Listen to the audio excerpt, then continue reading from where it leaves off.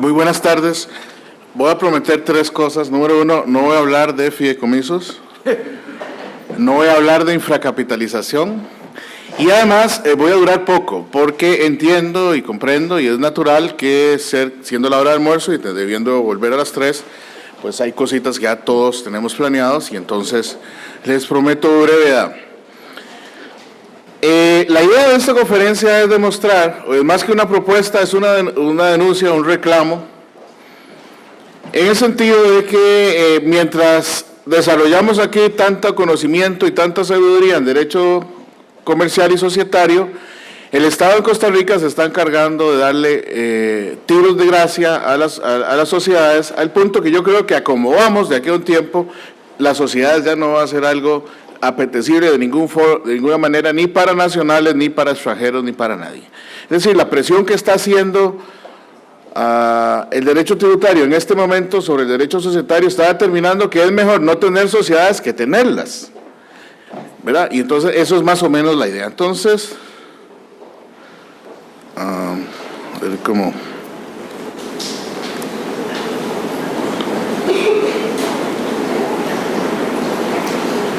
Estoy viendo, ok. ¿Cómo se pasa? ¿Cómo lo paso? Con el de la derecha corre. ¿El de la derecha? Ok. Doctor Víctor. Pero yo para atrás. Muy travieso, doctor Víctor. Lo han sacado del... ¿Pues sí? Ok. Con este de aquí de la derecha. Ok. Derecha, así con... ¿Y con este? Con esta para atrás. Ok. Y de adelante es el lado. Ok, entonces el planteamiento del problema aquí es el siguiente. Ahí.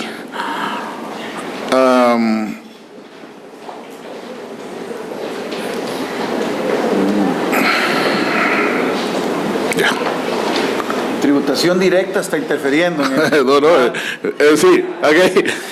Las recientes reformas tributarias, estoy hablando de los últimos 2 años en Costa Rica, han afectado el funcionamiento de las sociedades mercantiles y variado los estatutos de responsabilidad de los administradores y de los socios, e incluso de la misma sociedades. Porque antes, hace 2 años para atrás, una persona consultaba a un notario, una notaria pública, de qué tipo de sociedad se hacía, o no le consultaba, decía, hagamos una sociedad, y la mayoría del modelo que había automatizado de la sociedad anónima, incluso ahora con el sistema de crear empresa, la sociedad anónima, y alguien alguna vez preguntó que qué era la diferencia entre una sociedad de responsabilidad de la mitad de una sociedad anónima, y el notario de aquel momento dijo que era el mismo perro pero con diferente mecate. La verdad que las sociedades se hacían así a granel y no había ni mucho control ni mucha regulación, pero sí le decía a una de las personas, por ejemplo, si hacemos una sociedad de responsabilidad limitada, que los socios responderán únicamente con sus aportes, salvo los casos que la ley amplíe la responsabilidad, y como no había casos que la ley ampliara la responsabilidad en aquel momento, entonces era muy seguro hacer una sociedad, pagar lo que cobraba el notario, la inscripción, no habían impuestos a sociedades ni nada, y así llegamos a tener 500,000 sociedades para una población de 4 millones de personas. Pero el tema era que sobre todo era muy seguro ser socio y bastante seguro ser administrador, porque extensiones de responsabilidad que señalara la ley, por ejemplo en este caso el Código de Comercio, si permito la inclusión de mi nombre o apellidos en la razón social, respondo para el mayor de los aportes, pero si el mayor de los aportes no era mucho, entonces yo tampoco respondía por mucho. Entonces teníamos como esa garantía de que no iba a pasar mucho. Si la sociedad le iba mal, al socio no le iba a pasar mucho, y ni siquiera tampoco a los administradores, porque Costa Rica no es un país donde se presenten demandas de responsabilidad de los administradores en la vía civil, digamos, son muy pocas. Se presentan más en la vía penal cuando hay delitos. Y curiosamente en la vía penal, el juez penal de Costa Rica ni siquiera pide acuerdo de asamblea ni ejecutor de nada, simplemente cualquier persona denuncia y cualquier persona pide la responsabilidad y le dan curso y dicen que lo derecho mercantil es para mercantil, pero no para penal. Pero digamos, salvo esos casos, el tema era bastante seguro. Ya en el año 2011, con vigencia a partir del año 2012, se crea un impuesto para las personas jurídicas. La ley se llama así, pero en realidad es un impuesto para las sociedades, un impuesto para las sociedades extranjeras que tengan sucursales aquí, representante de casas extranjeras y las sociedades nacionales que se inscriban en el registro nacional. Entonces es un impuesto que había que pagar, que hay que pagar ahora, que empezó en el 2012, ya tenemos en este momento 2012, 13, 14, 3 periodos de estarse cobrando este impuesto, y uno dice, bueno, un impuesto más. Bueno, pues es que no era un impuesto más, sino que traía una normita que nunca se había dado antes en esta materia, que era establecer la responsabilidad solidaria de los representantes legales de las empresas para el pago de este impuesto. Esto quiere decir que hasta ese momento, al año 2012, no había normas generales que establecieran que en el caso de pago de impuestos, de tributos, de tasas o de lo que fuera, los representantes o los socios tuvieran que responder a ellos, sino la sociedad hasta donde alcanzara, ¿verdad? Pero esta es la norma que inicia todo, donde se viene a decir que los representantes legales son solidariamente responsables por no pago del impuesto. Esto significaría que de esas 500,000 sociedades que tenemos, posiblemente 400,000 no tienen bienes, pero ya deben 3 periodos de impuestos y los representantes que tengan bienes o que tengan salario podrían verse embargados por el cobro de estos impuestos. Entonces, es la primera vez que, y la gente se asusta diciendo, pero entonces yo voy a deber eso, y hay unos transitorios para renunciar, y mucha gente renunciaba porque solo son responsables los representantes legales, los miembros de junta directiva que no tengan representación no son responsables y los socios tampoco.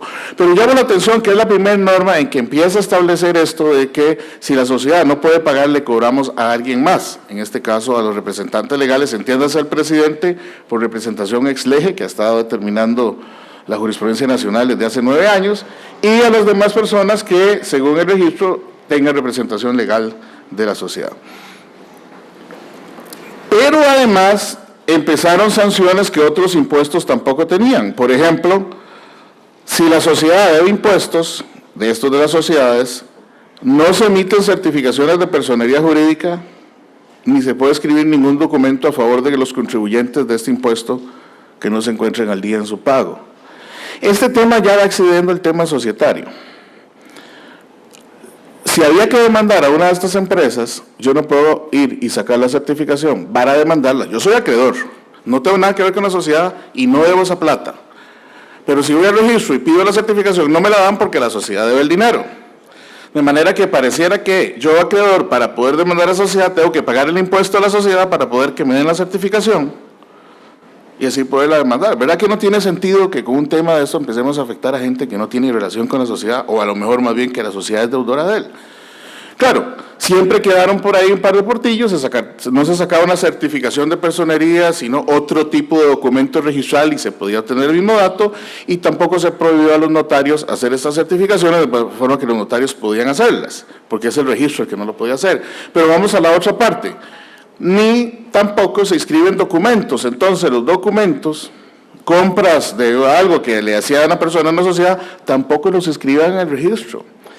Y entonces la sociedad da el impuesto, pero este señor que compró un carro a esa sociedad y que pide que le haga la escritura de traspaso, no se la inscriben porque no se ha pagado el impuesto. Entonces aquí ya estamos diciendo, no solo que se extendió la responsabilidad de los administradores, sino que se paralizó la actividad, por lo menos registral, de la empresa, y también se afectó a terceros, ya sea que van a demandar a la sociedad o que tienen derechos que adquirieron de la sociedad, que tampoco se van a inscribir por la falta de pago del impuesto. Entonces resulta que la falta de pago del impuesto es como la mayor desgracia que podía pasar, porque afectaba a todas las personas. Pero además,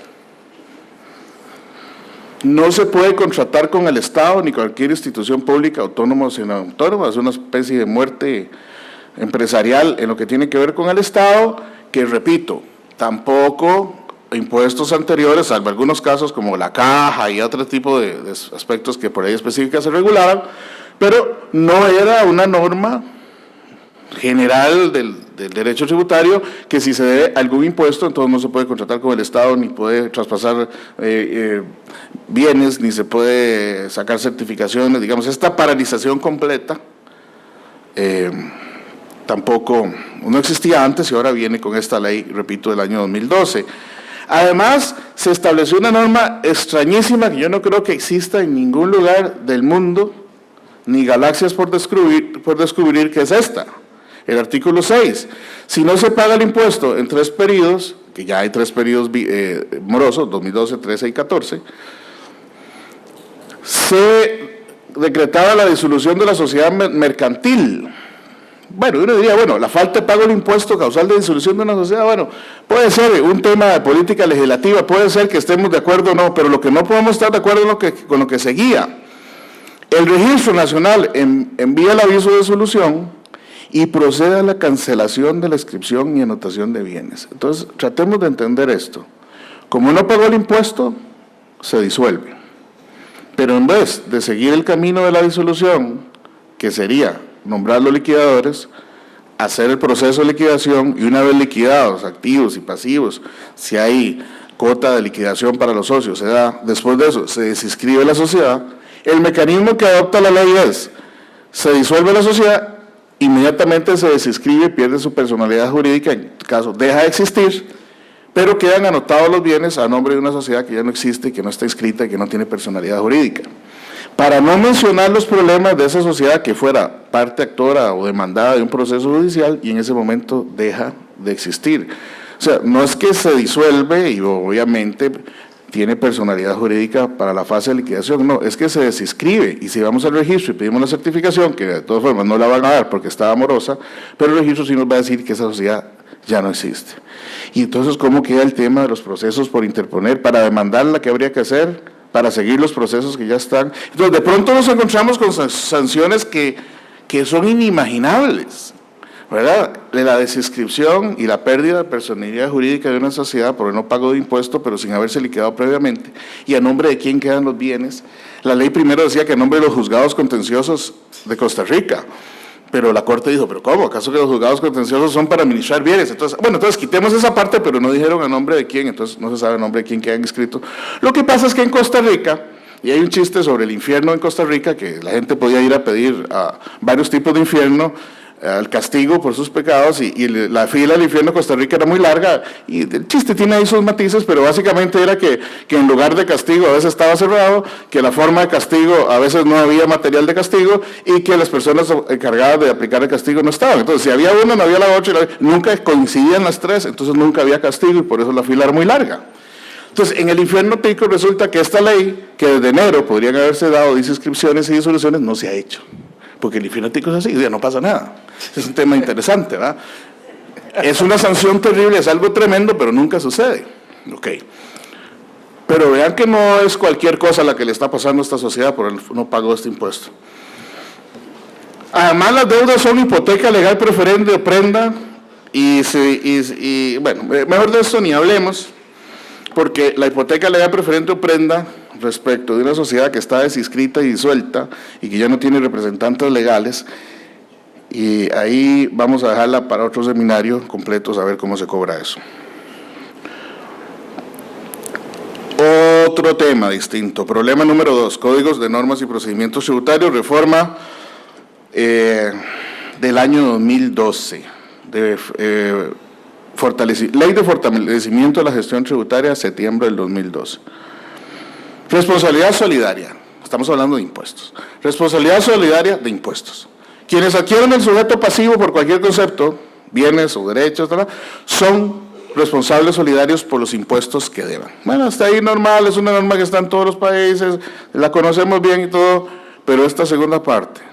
Para estos efectos, los que sean socios de sociedades liquidadas al momento de ser liquidadas serán considerados responsables solidarios de los impuestos. Vean lo que están diciendo la norma. No está diciendo la norma que los socios en realidad tienen que esperarse a ver si quedó algo, luego pagado todo para ver si a ellos les toca una cuota de liquidación. No está diciendo eso. No es ese tipo de solidaridad abstracta y a largo. No. Está diciendo que cuando la sociedad se está liquidando, si falta pagar impuestos, se le pueden cobrar a los socios. A aquellos socios que dijimos que se limitaba su aporte, aquellos socios que dijimos que si acaso el nombre lo ponían por el mayor de los aportes, ese socio que puso 1,000 colones, o sea, $2 de su aporte, podría deber $100,000 de impuestos. ¿O no es eso lo que dice la norma? Los socios, al momento de ser liquidadas, son responsables solidarios de los impuestos. Y entonces ya aquí tocamos a los socios, ya no es a los administradores, ahora es a los socios. Los socios pagando lo que la sociedad debía. Veamos otro ejemplo, reforma de la Ley de Cumplimiento del Estándar de Transparencia Fiscal, también de septiembre del año 2012. Serán sancionados con multa equivalente a un salario base a las personas jurídicas que no tengan el día de registro establecido, que es el registro de accionistas de las sociedades anónimas. Y de pronto el derecho tributario empieza a sancionar el incumplimiento, digamos, o el atraso en temas como llevar al día el registro de accionistas. Si tributación llega a pedir el registro de accionistas y hay un endoso que no se ha registrado, le van a poner 400,000 colones, que son poquito, $800 de multa. Entonces ahora resulta que para cumplir, llevar al día los registros, también vamos a amenazar con sanciones. Vean, no está en el Código de Comercio esta norma, pero definitivamente tiene que ver con temas comerciales. O sea,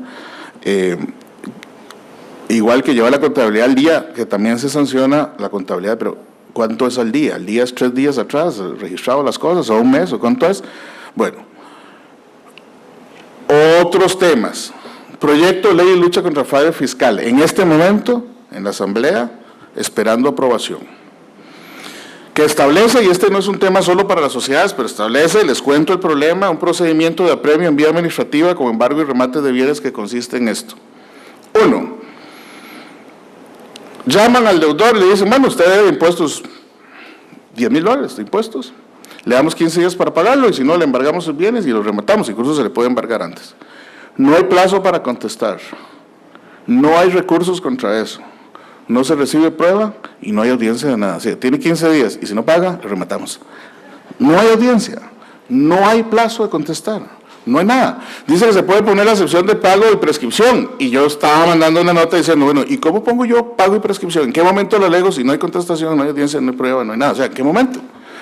Y además no es apelable, no es recurrible. O sea, ¿cómo me defiendo yo ante eso? Bueno, pero ese tema, digamos que no es estrictamente societario, es un problema que va a afectar a todo el mundo porque alguien no confía en el sistema judicial y quiere hacer un sistema propio de cobro. Y este este funcionario de tributación puede irse a los procesos concursales y hacer valer ahí, él mismo que está cobrando en vía administrativa puede ir al proceso concursal a hacer cobro de las deudas. El mismo que está cobrando. Bueno, digamos, eso es el tema general, pero vean esto. Resulta que en esta fase de ejecución hay responsables solidarios, que eso tampoco lo he visto yo nunca en Costa Rica. Es decir, se entiende que hay una fase de conocimiento que puede determinar una deuda, donde la gente se defiende y dice lo que sea, y luego viene una fase de ejecución de una suma líquida exigible que ya se determinó. Eso es lo normal. Este proyecto establece la posibilidad de traer gente en la fase de ejecución, que no estuvieron en la fase de determinación del impuesto ni nada, sino simplemente, don Álvaro debe $10,000 de impuesto, entonces, bueno, para cobrar eso, que ya está firme, también voy a traer a otras personas para cobrarle eso en fase de ejecución. ¿Y a quiénes? Responderán solidariamente el pago de la deuda pendiente, sin perjuicio de lo que haya establecido las siguientes personas. Y quitando una lista que hay ahí, la sociedad de mera tenencia de bienes donde el obligado tributario tenga una participación igual o superior al 75%. Y para saber ese 75% también tomaremos en cuenta al cónyuge, ascendientes, descendientes hasta tercer grado de consanguinidad o afinidad.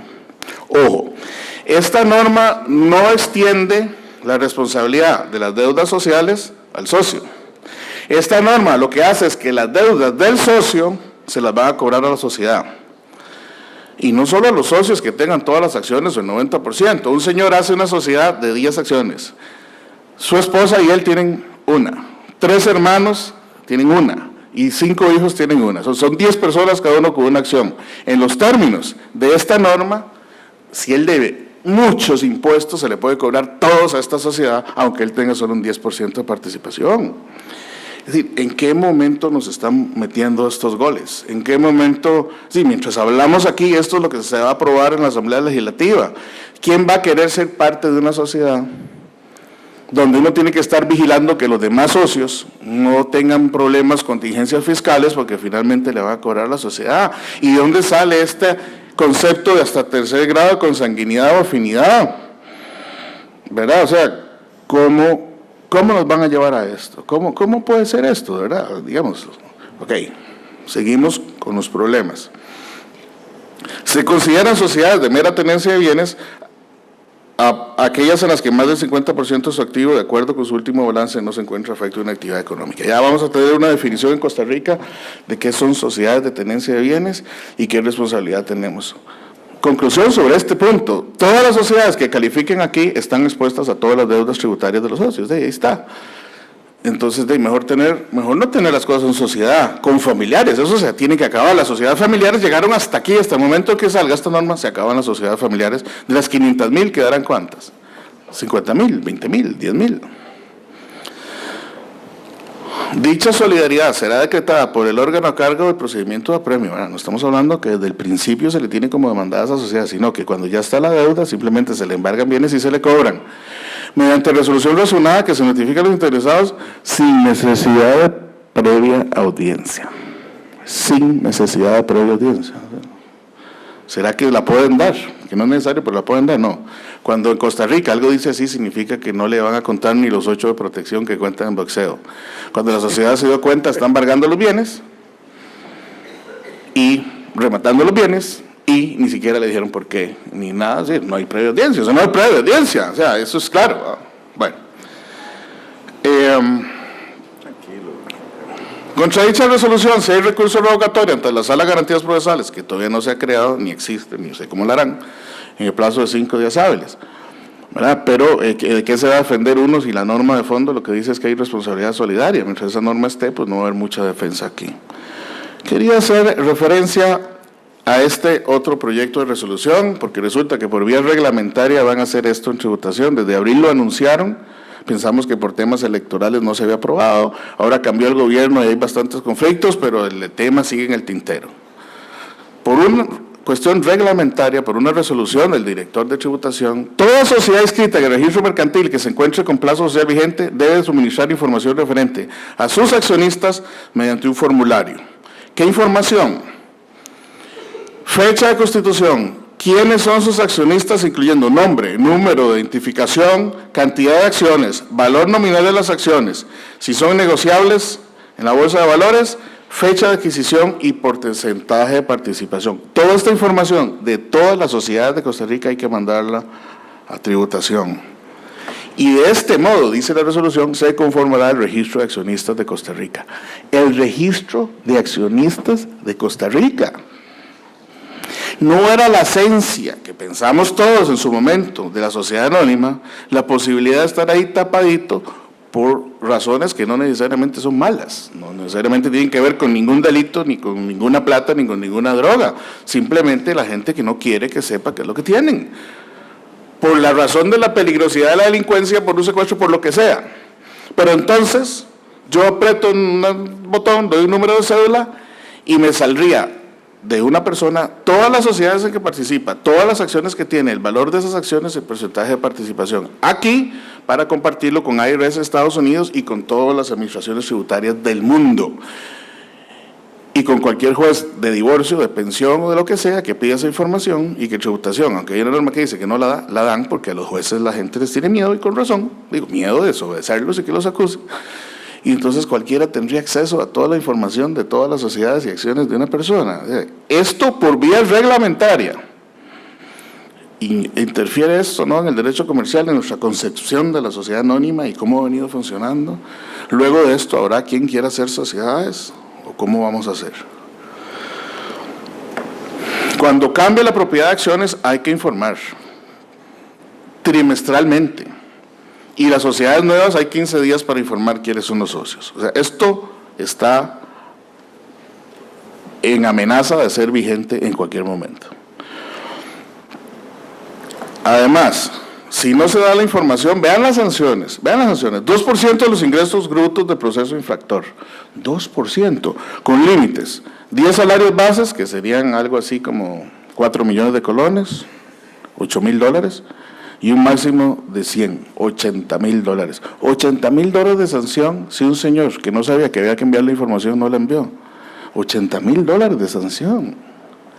Por esto, ¿quién va a querer ser administrador? Ya soy responsable solidario del impuesto a sociedades. Como socio me pueden cobrar lo que debe la sociedad de impuestos. Como socio voy a perder lo que tenga una sociedad porque otro socio está moroso y le va a cobrar a la sociedad.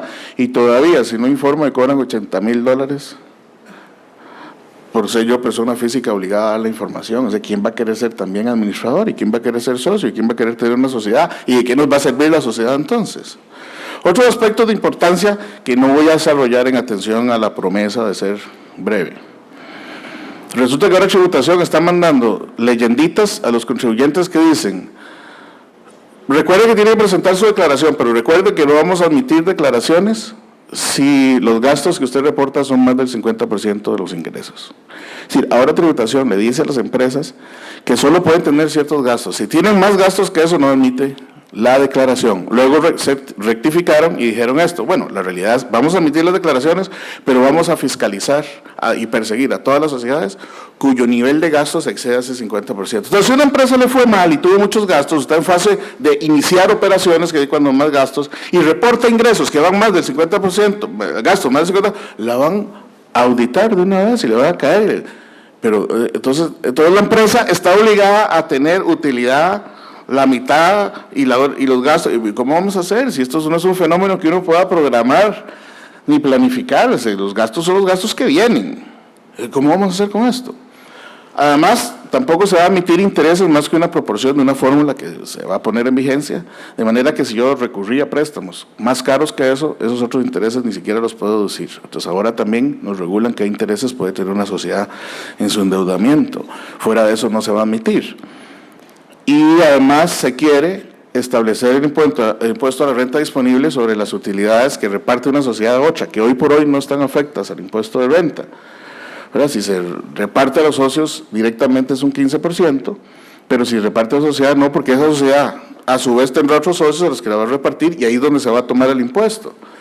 Pero entonces hoy por hoy, renta 30% de la sociedad y 15% de los socios, total 40.5% de impuesto de renta, por lo que hace una sociedad.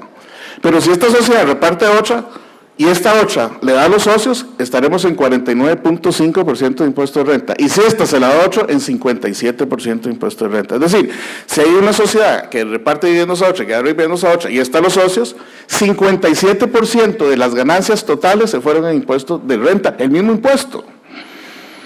¿Y quién entonces va a querer tener? Entonces, ¿qué va a pasar? Ya no va a haber sociedades que son socios de sociedades, porque vamos a perder el 15% de las ganancias en un nuevo impuesto. ¿Sí? Ustedes saben que a nivel mundial, unos países ponen renta a la sociedad, otros países ponen renta al socio cuando recibe dividendos, y en algunos casos, lo que el socio recibe tiene derecho a acreditar lo que ya pagó la sociedad, pero este impuesto en cascada, una y otra vez, el mismo impuesto sobre lo mismo, nos va a llevar a que la sociedad ya... O sea, no va a haber sociedades familiares y tampoco va a haber sociedades socias de otras.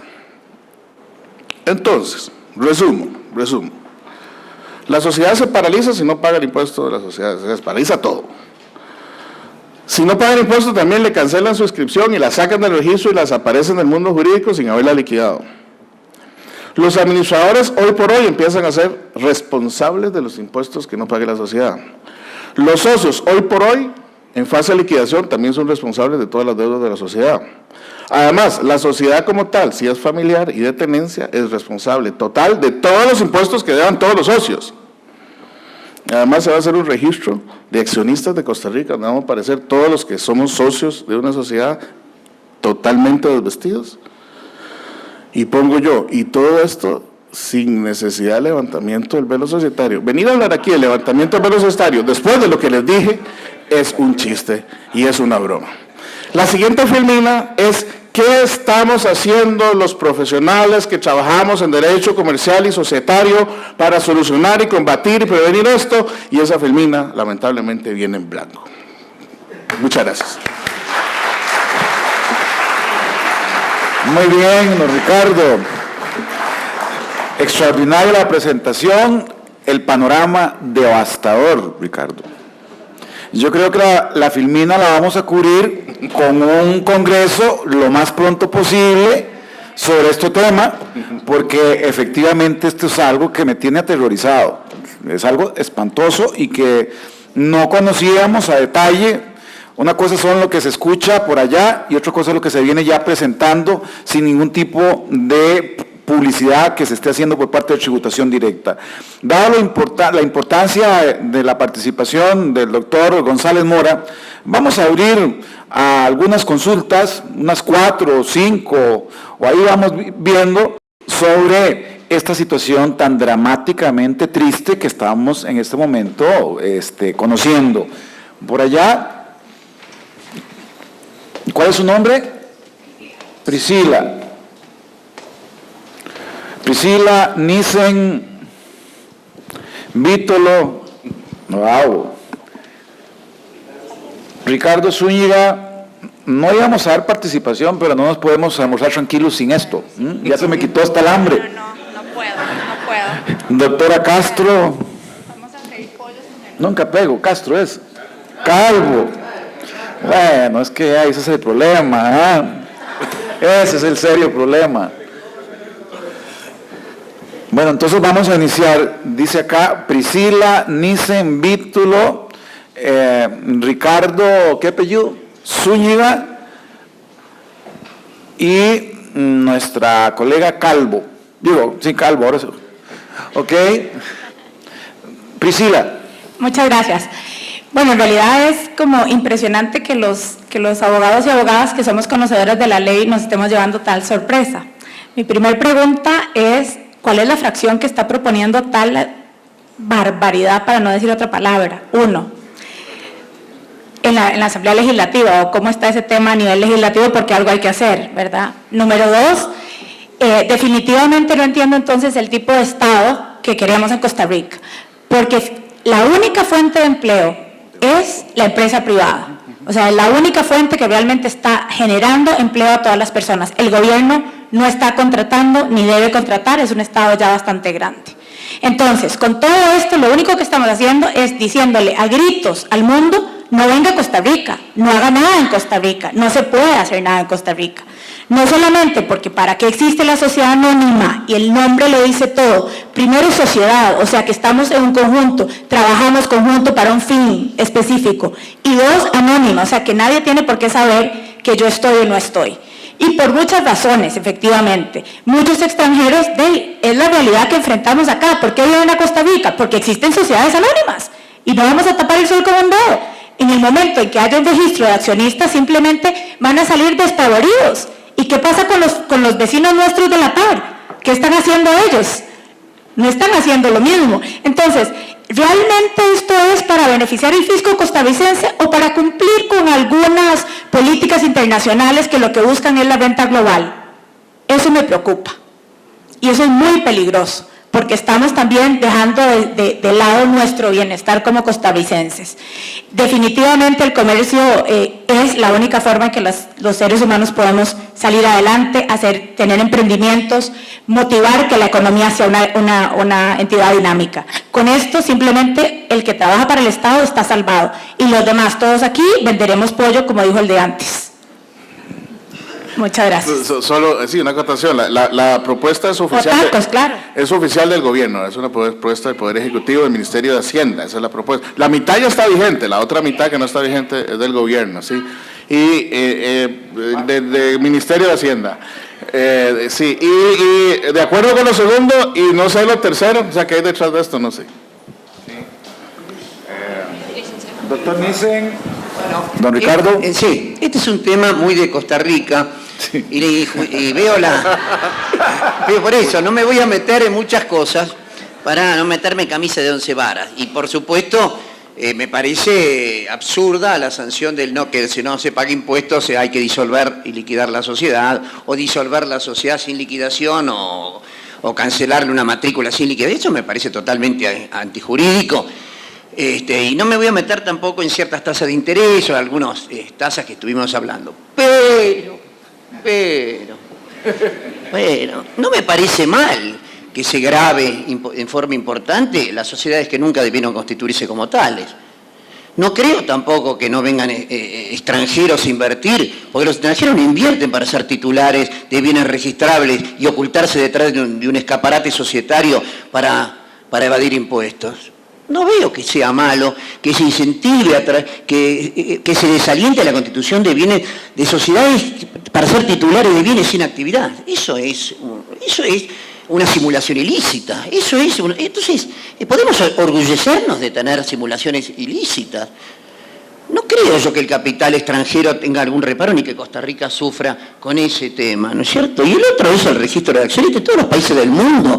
Las acciones son nominativas no endosables. La sociedad anónima no es anónima para que no se conozcan sus socios, ni muchísimo menos. Se denominó anónima históricamente desde el siglo XVII, pero por supuesto que todos los accionistas tienen que ser conocidos, porque todo accionista tiene una participación accionaria, y por esa participación accionaria tiene que pagar impuestos. No se han hecho las sociedades anónimas para el bucanero o el filibustero, para que se oculte. Las sociedades anónimas se hicieron para aportar capitales para la economía de escala y tienen que pagar impuestos por las participaciones, porque tienen una fuente de ingresos importante que es el dividendo. Entonces, que el organismo recaudador pretenda que le informe quiénes son los socios, no veo que sea absolutamente nada malo. Al contrario, me parece que esa es la transparencia de los demás ciudadanos de Costa Rica, que se sepan quiénes son los titulares de las acciones, porque el acreedor particular del accionista tiene un bien que embargar y ejecutar, que son las acciones.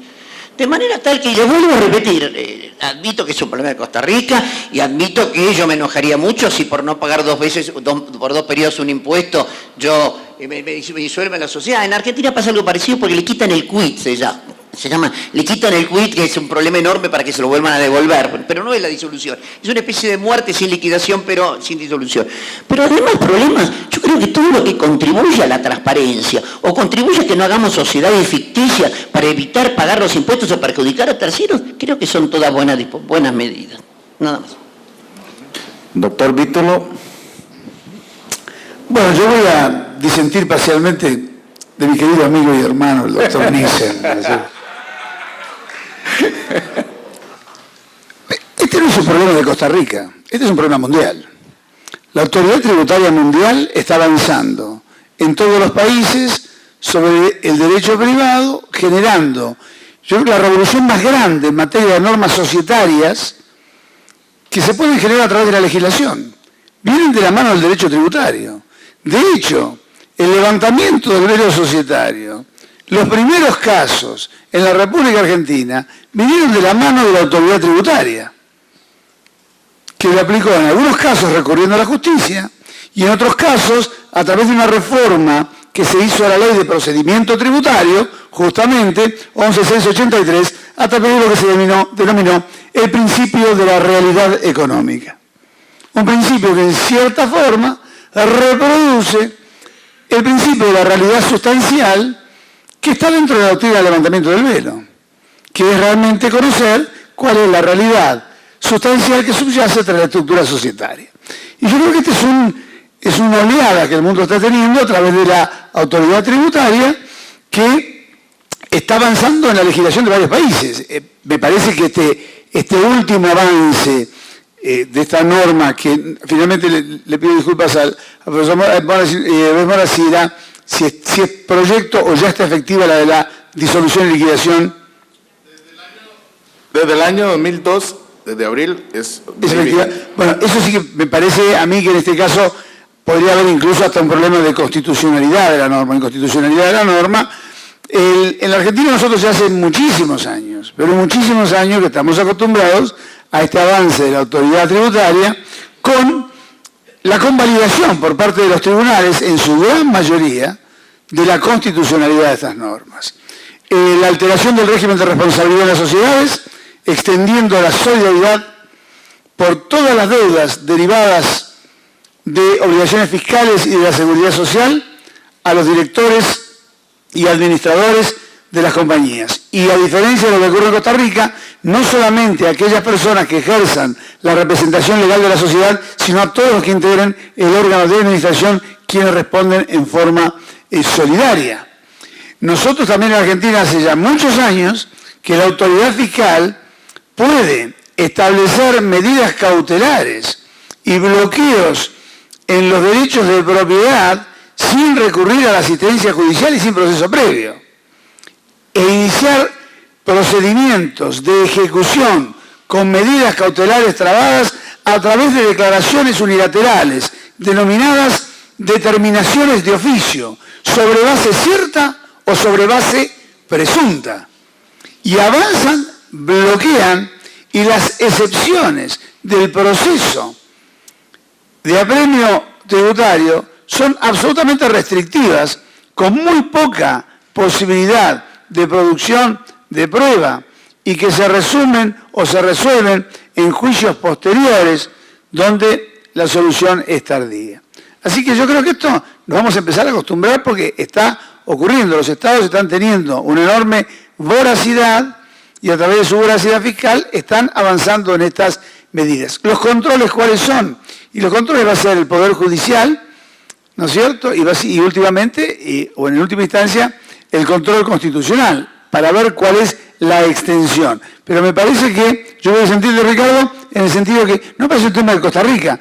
Hoy se están discutiendo el pedido de información, así como se están buscando cada vez más el establecimiento en el mundo tributario de los responsables sustitutos, ¿no es cierto?, para que no sean los propios contribuyentes los únicos que tengan que tener las cargas tributarias, sino que se le imponen a terceros como responsables sustitutos de la contribución y del pago de impuestos que debe otro sujeto para facilitar la recaudación y evitar el trabajo administrativo del fisco, quedando en manos de estas personas la fiscalización. Nosotros en Argentina tenemos enorme cantidad de estas normas, no solamente la sociedad respecto de los socios, por ejemplo la sociedad domiciliaria del extranjero respecto de los socios en el pago de determinadas contribuciones, como es por ejemplo el impuesto a la renta presunta o los activos, que nosotros tenemos un impuesto a los activos, que se paga y hay obligados sustitutos. Están las obligaciones de percepción y de liquidación por parte de terceros de los impuestos. Tenemos hasta obligaciones de controlar a los proveedores en el cumplimiento de sus obligaciones fiscales y tenemos multas si cumplimos con el pago de los servicios, si no hemos comprobado que el nivel de registro para el nivel de actividad es el adecuado en la categoría en función de la declaración de ingresos. O somos solidarios en el pago de las contribuciones de la seguridad social de trabajadores de terceros que nos prestan servicios si no hemos controlado que el prestador de servicios ha cumplido con las obligaciones fiscales correspondientes a la seguridad social de los trabajadores que no están en relación de dependencia con nosotros y que solamente pertenecen a quienes nos prestan un servicio. Así que yo creo que este avance tributario acostumbrémonos y veamos en qué límite lo podemos manejar. Finalmente el tema de la nominatividad. Este es un tema de, yo ahí voy a coincidir con mi hermano el doctor Nissen, en el sentido de que es verdad, la sociedad anónima en realidad no se llama anónima porque la gente no se sepa quiénes son los dueños, sino que se llama anónima porque, para diferenciarla de la sociedad simple o en nombre colectivo, donde la sociedad actuaba en nombre de los socios, y la anónima deja de actuar en nombre de los socios y actúa en nombre de sí misma. Por eso se denomina anónima, pero no por el hecho de que no se puedan conocer. Y yo tengo una tesis particular que ya publiqué en su momento, que generó muchísimo debate, y que está sosteniendo que frente a la nueva realidad económica mundial, la nominatividad obligatoria de las acciones y la identificación de los titulares del capital social de las sociedades por acciones es hoy una cuestión de orden público interno de los estados y de orden público internacional. Es la única manera a través de las cuales el mundo puede fiscalizar los movimientos económicos en los cuales se lo coloca en peligro a través del crimen transnacional, el lavado de dinero, la trata de blancas, el tráfico de órganos, la trata de personas y el terrorismo. De hecho, las recomendaciones de la OCDE cada vez más van hacia la identificación de los accionistas y me parece que podemos poner controles a la actividad de la autoridad tributaria.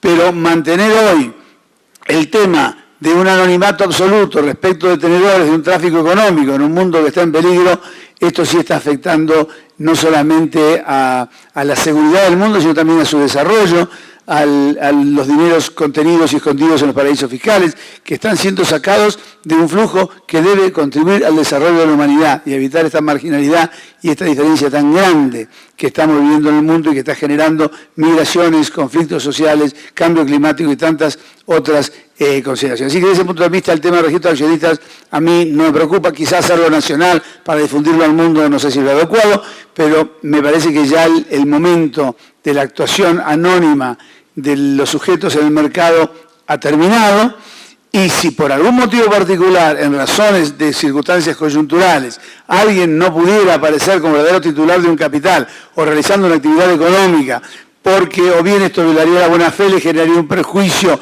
o podría significar una debilidad que dé un aprovechamiento a un tercero que no deba tenerlo. Siempre nos queda una vieja figura de nuestro clásico Código de Comercio, que es la comisión. Y para ese caso particular se puede utilizar. Nada más, gracias. Muy bien. Don Ricardo Zúñiga. Muy buenas tardes. Muchas gracias, don Ricardo, por la conferencia tan completa en realidad sobre todos aquellos distintos aspectos del derecho tributario que están teniendo un impacto importante en el derecho societario. Quería referirme en particular al impuesto a los dividendos del cual estaba hablando, el tratamiento de la renta disponible. Actualmente, como usted bien lo indicó, es un 15% sobre la distribución de dividendos, ganancias, rentas disponibles, como se le quiera tratar. Aparte de eso, las sociedades tienen que pagar un 30%. Estamos hablando de, como usted bien lo dijo, una renta, o sea, una tarifa efectiva del 40.5%. Esto yo creo que nos viene a generar, o nos ha estado generando en realidad un problema estructural bastante serio en lo que se refiere a la política fiscal. Y viene a generar dos problemas. Número uno, crea un incentivo perverso que hace que las sociedades no quieran pagar impuestos o más bien tratan de erosionar la base, reducir el impuesto que tienen que pagar en la base para después reportar menores distribuciones a los socios. Eso ocurre por una parte. O lo otro que también he estado percibiendo en algunos momentos es que sencillamente aquellas personas, aquellos, por ejemplo, nuevos emprendedores, personas jóvenes que quieren organizarse en una sociedad, cuando ven todas las implicaciones fiscales que tiene organizarse en una sociedad, dicen, ¿sabes qué? Mejor trabajemos solos, como profesionales independientes, y sencillamente vos pagar tus rentas por mi lado, yo las pago por mi lado. A la hora de empezar a registrar una patente, un software o una marca o cualquier otra cosa, se empiezan a encontrar con el montón de problemas que tienen que hacerlo, pero tuvieron un detrimento, o más bien un incentivo perverso para no organizarse como sociedad, sencillamente por esas altas tarifas fiscales que tenemos en nuestro país, que realmente son altas. La tarifa de distribución de dividendos en otros países, como por ejemplo El Salvador, que nos acompañaba el señor Rutilio hace un rato, es un 5%. En el mismo Panamá es un 10%. En Argentina es un 10%. 35 más 10% exactamente. 35 más 10, aquí es 30 más 15. Aparte de eso, en Colombia es 0%, en Perú es 4.1%, en Estados Unidos es un 0%, y en muchos de los países de la OCDE son realmente reducidos. Se habla en Costa Rica de que tenemos impuestos altísimos, de que nuestra tarifa efectiva de pago de impuestos es un 13%. Bueno, pero es que tenemos todos los incentivos perversos para que la gente no pague. En realidad, lamentablemente, y necesitamos uno de los principios básicos de un sistema tributario es que cree incentivos, o no solo que cree incentivos, que sea fácil de recaudar. Y si se tienen impuestos tan altos, primero a la base de la empresa y después a la base de los accionistas, pues lamentablemente no ocurre. Entonces nos encontramos con todas estas formas que tratan básicamente de afectar a la empresa por todas partes. Efectivamente, son temas de formas, pero más allá de eso, lo que tenemos en realidad son problemas estructurales que se dan desde el inicio. Claramente estos son problemas muy serios, pero que tal vez se podrían atacar si se tuviera un sistema fiscal más competitivo que permita la recaudación de impuestos, que permita mejorar los problemas fiscales que tenemos, pero también al mismo tiempo que genere incentivos para que la gente pague. Si al final de cuentas la tarifa efectiva que se tuviera que pagar fuera un 30%, tal vez las empresas no tendrían ese problema. Entonces me gustaría saber, habiendo hecho esta introducción, tal vez más extensa de lo que debí haberlo hecho, ¿qué piensa usted en realidad sobre el impuesto a la renta disponible, sobre la retención a la renta disponible? ¿Qué beneficios vería eventualmente sencillamente de venir y de eliminar este impuesto?